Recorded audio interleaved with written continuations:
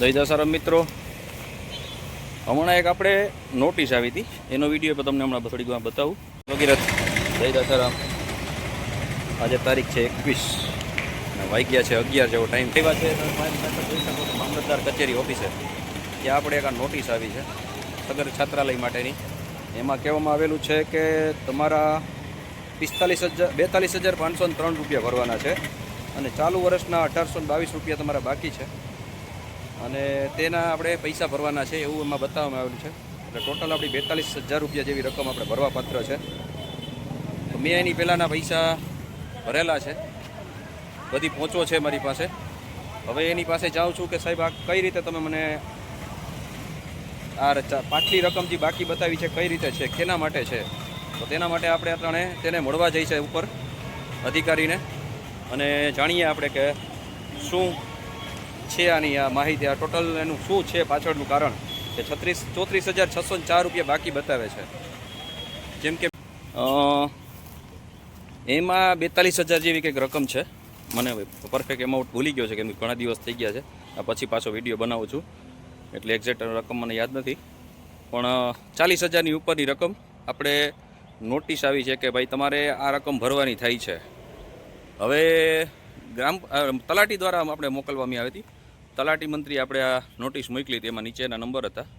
પછી હું એની સાથે એને નોટિસ લઈને એને મળવા ગયો તલાટીને કે ભાઈ અમારી પાસે જૂની અમે ગ્રામ પંચાયતમાં વેરો ભરતા જ હતા. અમે માનો ને તો દર બે ત્રણ વર્ષે અમે કમ્પ્લીટ વેરો ભરી આવતા હતા. મારી પાસે છેલ્લા 22-23નો વેરો ભરેલો છે. 24માં નથી ભરેલો કેમ કે 24 આપણે મહાનગરપાલિકા થઈ ગયું હતું અને આપણે આનો નકશો બનાવવાનો છે. એટલે સામે આપણે નવું બિલ્ડિંગ બનાવવાનું છે. એના માટે થઈને આપણે મુલતવી રાખ્યું હતું હમણાં વેરાનું, કેમ કે નવું થઈ જાય પછી જે એનું ફી ભરવાની થતી હોય આપણે એ જ ભરશું એવું નક્કી કર્યું હતું અમે કે પછી આનું આપણે જોશું કે આનું શું કરવું આનું જૂની બિલ્ડિંગનું. એટલે આપણે હમણાં છેલ્લે નથી ભર્યું, નકર બાકી આપણે કમ્પ્લીટલી દર વર્ષે 2-3 વર્ષે આપણે એનો ગ્રામ પંચાયતનો વેરો આપણે કમ્પ્લીટલી ભરતા આવીએ છીએ. મારી પાસે બધી પહોંચું પણ છે એની. એટલે મને નોટિસ આવી એટલે હું પહોંચના ફોટા પાડી અને તલાટીને મળવા ગયો. મેં કીધું ભાઈ આ અમારી પાસે આ રહી બધી પહોંચું, કેમ કે મારી પાસે ટોટલી બધા જેટલા હિસાબો છે એના ટોટલી વાઉચર પહોંચું એ બધું સાચવેલું જ છે. અલગ અલગ વર્ષની મેં ફાઇલો કરી અને સાચવેલું જ છે.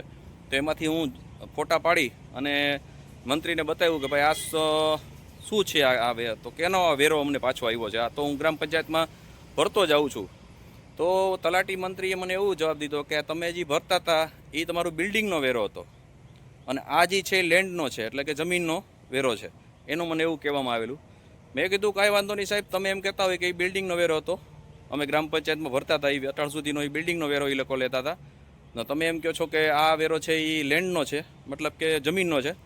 તો સાહેબ 45 વર્ષથી બાંધકામ છે, 45 થી 50 વર્ષનું બાંધકામ છે. અટાણ સુધીમાં અમને કોઈ દિવસ નોટિસ આવી જ નથી કે અમને કોઈ દિવસ એવું કાગળ આવ્યું નથી કે જેથી કરીને અમને ખબર પડે કે આનું અલગથી વેરો ભરવાનો થતો હોય.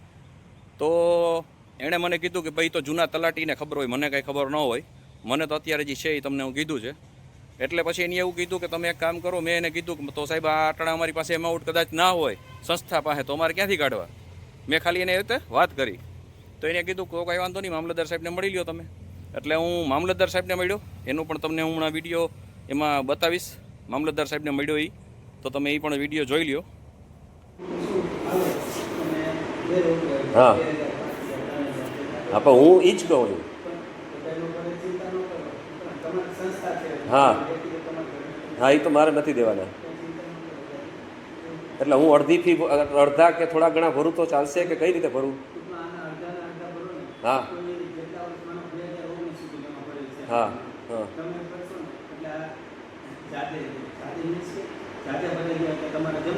હા હા હા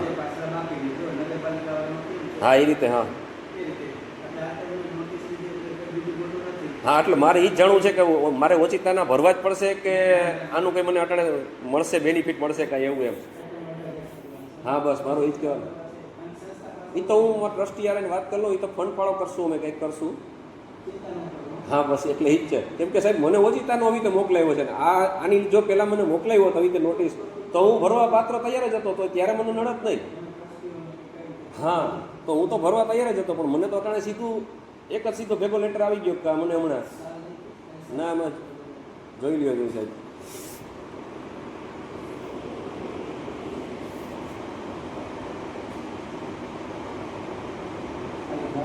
બાદ જ લખ્યું છે, એમાં એમાઉન્ટ જ ખાલી લખ્યા છે. ગયા વર્ષનું લખ્યું છે ને આટલો તમારી કેટલું બાકી છે એ જ લખ્યું છે.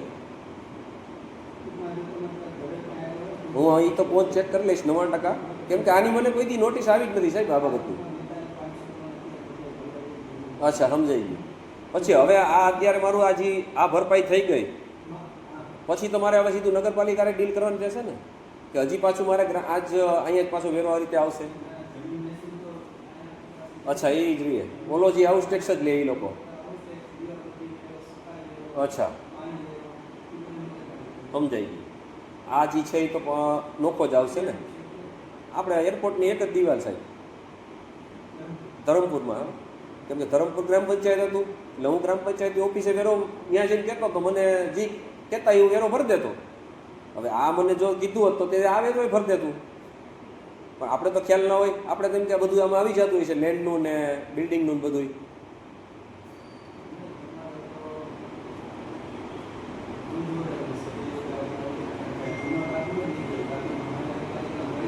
હા, અત્યારે તો મહાનગરપાલિકા થઈ ગયું એટલે એ જ હવે ઉઘરાવશે, એ જ કહું છું. હવે તો એ ડીલ કરશે ને.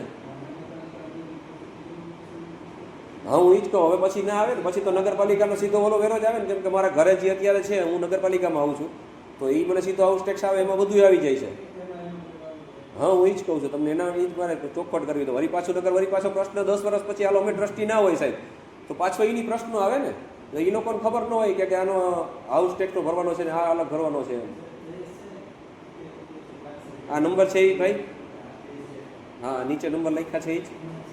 નીચે નંબરમાં હું ફોન કરીને આવ્યો હતો પણ ત્યારે તમે નહોતા એટલે મળી નહોતો શીખો.